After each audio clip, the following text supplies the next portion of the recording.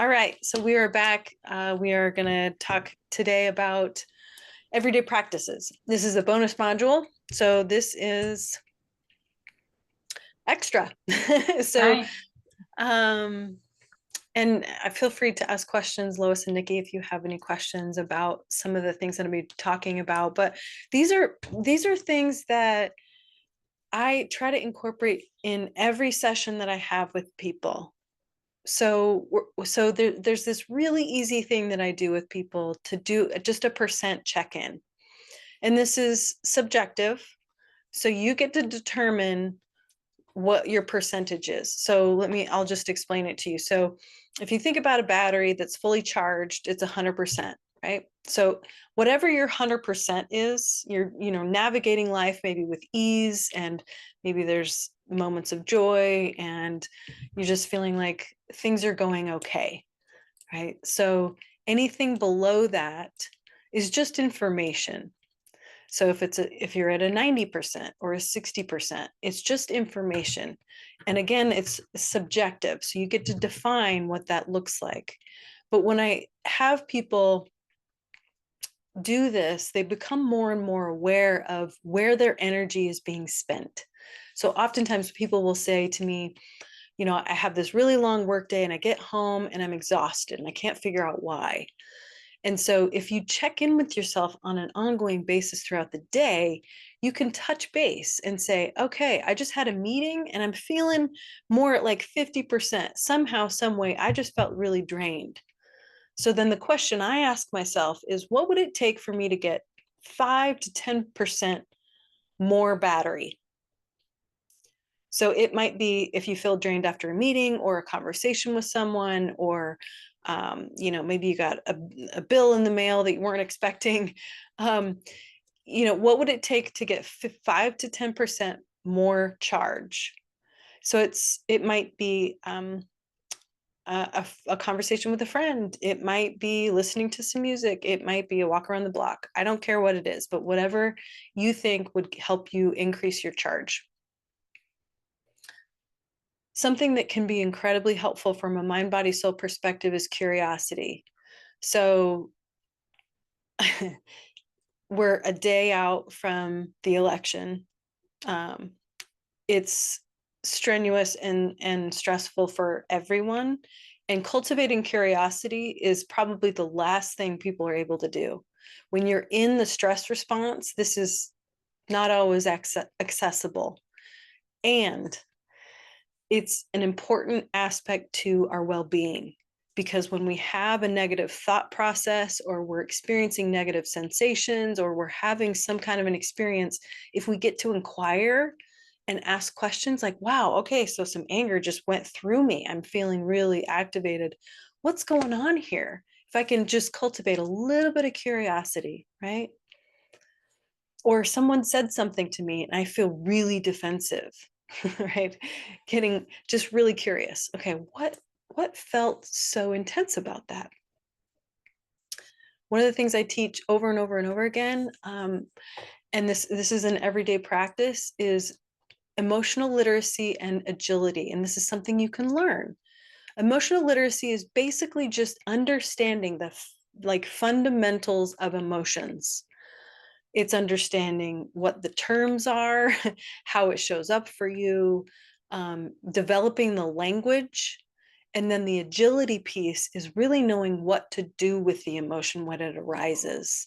And this is a practice. One of the books that I really love, and I'm totally going to space it, I think.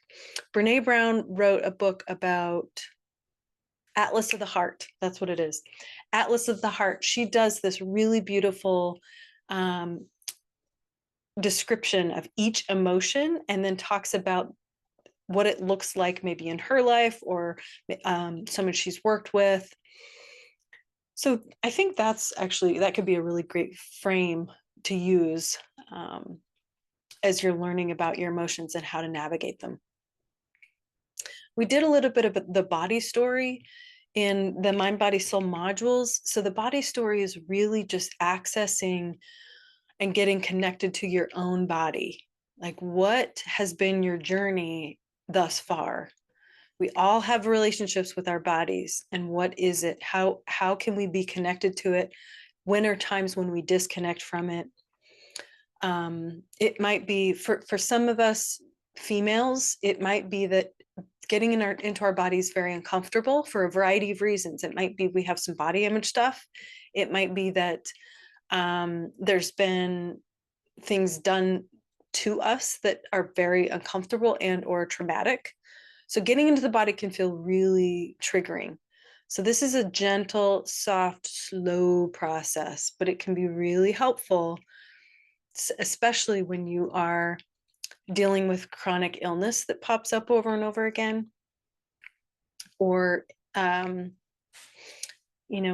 have a lot of female friends that have chronic migraines or digestive issues. Those tend to be the big, like the high flyers.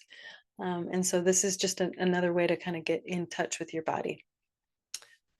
Music therapy, I'm actually becoming more and more excited about this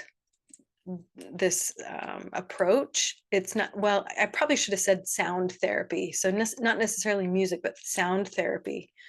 So there are different hertz that help regulate your nervous system in ways that either activate or deactivate you. So activate would mean that maybe you're in a low frequency. So your body's sort of feeling, like kind of depressed and low and numb and kind of, shut down. So there's music that can kind of help lift you. Right? There's beats and sounds and rhythms that can help lift you, and then vice versa. So if you're activated, then there are music and sounds that help deactivate you and help you get into a more calm nervous system state. Grounding and silence. I don't know a lot of people that actually make this a priority. And if they do, they don't talk out loud about it. Grounding can be very, very simple. Grounding can be if you have a desk job, it could just be literally where you close your eyes for 30 seconds and feel your feet on the floor. That's all. It can be that you take 2 minutes, to just lie on the floor horizontal and just feel what the ground feels like underneath you. Because a lot of our nervous systems are functioning at a pace that it's not sustainable. And to get yourself to kind of calm down will be your body will love you for it. Silence can be incredibly helpful as well. So anything mindfulness related, and mindfulness in a lot of ways can be really helpful. It's also not especially helpful depending on what you're going through. But by and large, I would say mindfulness gives us space between stimulus and response. Viktor Frankl, in his book Man's Search for Meaning, talks about the space between stimulus and response, right? And in the space we have a choice, right? So if the idea is, if there's the stimulus, which is, maybe someone's yelling at you or someone cut you off in traffic or something, that's the stimulus. We actually do have a choice in how we respond. And when we make space in our heads and our bodies, we can respond in a way that's conscious as opposed to reactive. So touch and connection can be so, so, so important.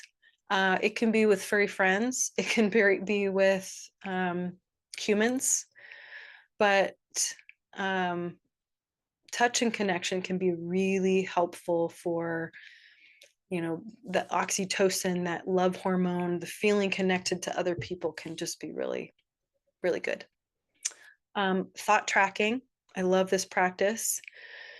Oftentimes we are unaware of how our thoughts just run away with us or from us. So often we have this narrative in our heads, and we're constantly talking to ourselves in our heads, whether we're aware of it or not. So we might be doing dishes and we might say to ourselves, God, I hate doing dishes. I'm like, this is the 50th time I've done this today, and I don't want to do this anymore.